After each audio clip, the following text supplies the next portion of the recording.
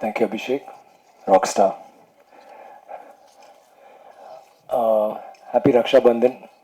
Ella Chechi, Aniyati, Akka, Tellelu, Chelelu, Tangachimar, Akkamar, எல்லாருக்குமே happy Raksha Bandhan to my sisters. ரொம்ப ரொம்ப சந்தோஷமாக இருக்குது. அது வந்து நிறையா தாட்ஸ் உள்ளே போயிட்டுருக்கு. அது என்ன பேசுறது என்ன சொல்கிறதுன்னு எனக்கு தெரியல. ஆனால் இந்த படம் ஆரம்பிக்கிற போது இந்த மாதிரி ஒரு கதை, இந்த மாதிரி ஒரு மக்கள், இந்த மாதிரி ஒரு காலகட்டத்தில் அவ்வளோ கஷ்டப்பட்டு அவ்வளோ கஷ்டங்கள், சவால்கள், இன்னல்களுக்கு நடுவில் அவங்க போய் தங்கத்தை தேடுறாங்க. எல்லாத்தையும் மீறி அந்த தங்கத்துக்கு அவங்களுக்கு கிடைக்கிது. எட்டாத ஒரு விஷயம், அவ்வளோ இது சுலபமாக கிடைக்காத ஒரு விஷயம் அவங்க போராடி கஷ்டப்பட்டு வாங்கினாங்க. எங்கள் பயணமும் கிட்டத்தட்ட அப்படி தான் நினைக்கிறேன். இந்த படத்தில் வந்து நாங்கள் எல்லாருமே கஷ்டப்பட்டோம். எல்லாருமே அவ்வளோ ஒரு இந்த படத்தில் நடிக்கும்போது யாருமே நடிக்கலை. அங்கே போயிட்டு நம்ம நடித்தா அந்த உணர்ச்சி, அந்த உண்மை உங்களுக்கு தெரிஞ்சிருக்காதுன்னு நினைக்கிறேன். நாங்கள் எல்லாருமே அது மாதிரி ஆயிட்டோம். அவங்க எப்படி வாழ்ந்தாங்களோ அந்த மாதிரி தான் இருந்தோம். நானுன்னு இல்லை, எங்கள் தங்களான் குடும்பம், ஆர்டிஸ்ட் எல்லாருமே கஷ்டப்பட்டு அந்த ஒரு இதில் தேலும் பாம்பும் விளையாடுற ஒரு மைதானத்தில் நாங்களாம் கபடி விளையாண்டோம். தென் வெயில், குளிர், எல்லாத்துக்கும் நடுவில் அங்கே போனோம். எல்லாத்துக்கும் ஒரு முடிவாக நாங்கள் தங்கத்தை கண்டுபிடிச்சோம். இந்த வெற்றி தான் அது. இதுக்கு வந்து அவங்க எல்லாருக்கும் தான் தேங்க்ஸ் சொல்லணும். ஏன்னா நான் அந்த ஒரு ட்ரெய்லர் போடும்போது பார்த்தேன் 4 stars, 3.5 stars, 5 star, எதுவுமே 3க்கு கீழே வரல. அந்த மாதிரி ஒரு அப்ரிசியேஷன், நிறைய நல்ல வார்த்தைகள் சொன்னீங்க. ரொம்ப ரொம்ப நன்றி.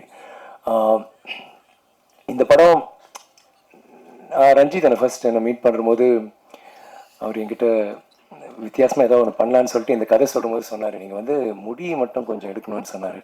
நான் வந்து எவ்வளோ எடுக்கலாம் ரஞ்சித் அப்படின்னு. அப்புறம் பாதி தலை வரைக்கும் நீ மொட்டை அடிச்சிடணும்னா சரியா. அதுக்கப்புறம் ஒரு சின்ன அமைதி, கொஞ்ச நேரத்தில் சொன்னார் நீங்கள் கோமணம் கட்டணும் அப்படின்னாரு.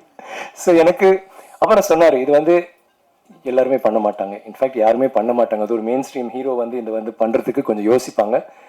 நீங்கள் என்ன நினைக்கிறீங்க? நான் சொன்னேன், எனக்கு சொன்னோன்னே ஒரு மாதிரி தூக்கி வாரி போடுச்சு. ஒரு பக்கம் ஒரு பயங்கரமான பயம்.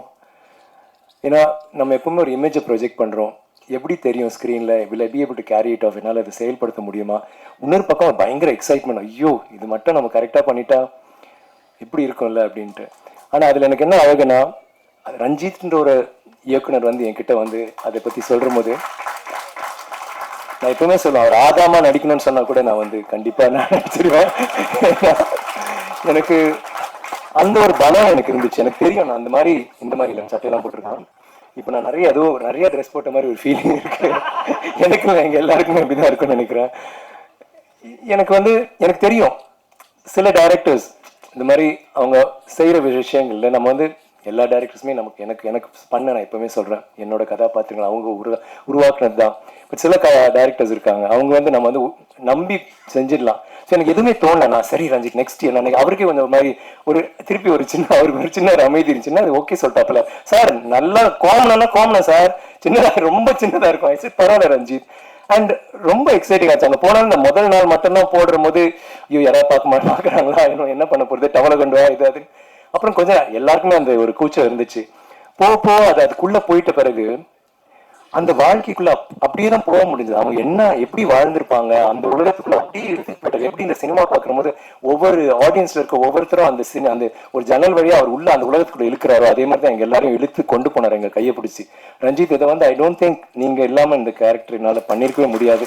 நீங்க கொடுத்த சப்போர்ட், நீங்க கொடுத்த இன்ஸ்பிரேஷன், இந்த மாதிரி ஒரு சவாலான ஒரு வேஷம் நம்ம என்ன மாதிரி ஆக்டர்ஸ் ஹரி, அசோக், பிரீத்தி, ஐ மீன் மாளவிகா, பசு, கங்கம்மா எல்லாருமே வந்து இந்த மாதிரி கதாபாத்திரங்கள் எங்களுக்கு, even Daniel for that matter, யாராவது கொடுக்க மாட்டாங்களா இது வந்து நாங்கள் இதை செஞ்சு ஏதாவது நிரூபிக்கணும் அப்படின்ட்டு. அண்ட் சக்தி சார் சொன்ன மாதிரி ரொம்ப ஸ்வீட்டாக நீங்கள் வந்து ஒரு கமர்ஷியல் சினிமா அந்த மாதிரி ஜென்ரலாக அப்படி ஒரு சாதாரண ஒரு சாதாரண இல்லை, ஒரு நல்ல மசாலா ஜனரஞ்சகமான ஒரு படம் வந்து பண்ணிட்டு போயிடலாம். இந்த மாதிரி ஒரு விஷயம், இந்த மாதிரி மெசேஜ் உள்ள அத்தனை லேயர்ஸ் உள்ள ஒரு படத்தை வந்து ஜனரஞ்சக ரீதியாக எடுத்துட்டு போயிட்டு அதை வந்து மக்களிடையே சேர வைக்கிறது வந்து மிகப்பெரிய ஒரு இது. Thank you sir for saying that. Kind words. நாங்களாம் வந்து இந்த படம் ஆஹா ஓஹோ அப்படி இப்படின்னு சொல்லலாம். ஆனால் நீங்கள் சின்னதாக ஒரு முத்திரை குத்துற போது it's a truth. Thank you so much for that. And Ranjith, thank you Ranjith. I always உங்களை வந்து ஒரு ஃபர்ஸ்ட் ஆஃப் ஆல் நீங்கள் சொன்ன நிறைய நல்ல வார்த்தைகளுக்கு மிக்க நன்றி. எனக்கு வந்து எப்பவுமே என்னோட இயக்குநர்களுக்கும் ஒரு நல்ல ஒரு தொடர்பு எப்பவுமே இருக்கும். என்னோட ஃபஸ்ட்டு படத்துலேருந்து. ஃபஸ்ட்டு படம் செய்யறதுக்கு முன்னாடி நிறைய திட்டு வாங்கியிருக்கேன், அப்போ அவ்வளோ ஒரு ஒற்றுமை இல்லை. பட் பாலாவில் ஆரம்பிச்சு நிறைய டேரக்டர்ஸ் இருக்காங்க. ஒவ்வொரு டேரக்டர் இப்போ மணி சாரோட வேற ஒரு ரீதியில் ரியாக்ட் பண்ணுவோம், சங்கர் சாரோட வேற ஒரு, ஹரியோட, தரணியோட. பட் சில டைரக்டர்ஸ் பாலாவில் ஆரம்பிச்சு ரஞ்சித், அப்புறம் நம்ம தரணி, இப்போ ஆனந்த் வரைக்கும் ஒரு சினிமாவை மீறி ஒரு நட்பு வந்துட்டு அதுல வந்து நாங்க இன்னைக்கு வரைக்கும் நாங்க வந்து கிண்டல் அடிச்சுக்குவோம்,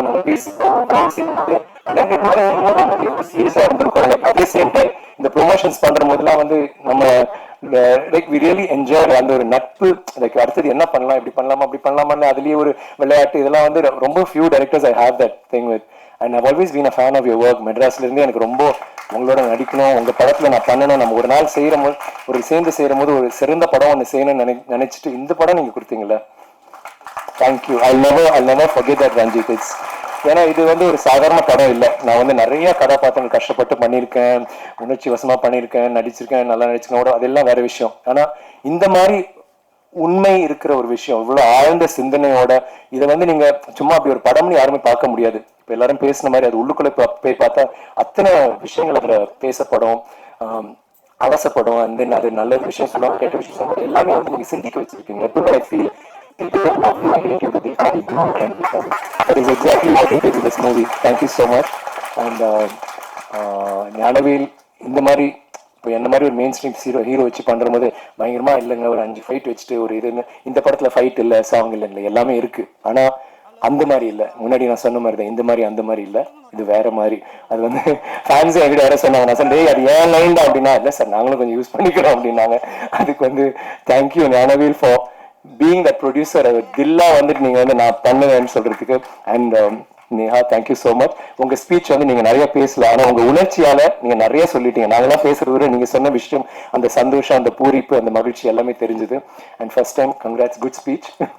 அண்ட் மேடையில் இருக்க எல்லாருக்குமே thank you for all the kind words.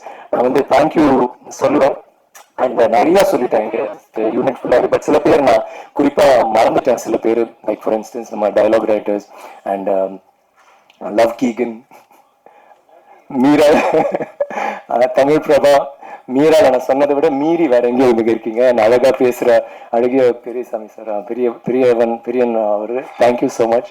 உங்களோட அந்த டைலாக்லாம் like I think it's one of the best dialogues I was said. சாவுக்கு துணிஞ்சவன் மட்டும்தான் என் வாழ்க்கைன்றது வந்து like somebody said it's not, அது ஒரு டயலாக் இல்லை, அது ஒரு இமோஷன். அது எங்க யாருக்கு வேணாலும் பொருந்தும், எங்க எல்லாருக்குமே பொருந்தும். இந்த படத்துல நாங்க அந்த சாவோட விளிம்புல போனோம், ஒரு ஆர்டிஸ்டிக் சாவோட விளிம்புக்கு போய் தான் நாங்க வந்தோம். It is such a true line. Thank you sir, that's very great line. And பாடல் வரிகள் மௌனம்னு ஒரு பேர் வச்சுட்டு அவ்வளவு அழகா பேசி அதுக்கு பிறகு அழகா பாடுறீங்க. எனக்கு திடீர்னு வேற மோகன் அந்த டைம்ல யார் பண்ண அந்த அவங்க தான் பாடின மாதிரி ஒரு ஃபீலிங் இருந்துச்சு. அவ்வளவு கூலா. Thank you so much. And thanks to everybody else. எனக்கு வந்து தேங்க்யூ, ஐயோ சாரி, முக்கியமாக தேங்க்யூ சொல்றதுக்கே மறந்து. எதுக்குன்னு ஸ்ருத்தின்னு ஒரு அசிஸ்டன்ட் டைரக்டர், அவங்க வந்து கண்டினியூட்டி குயின்.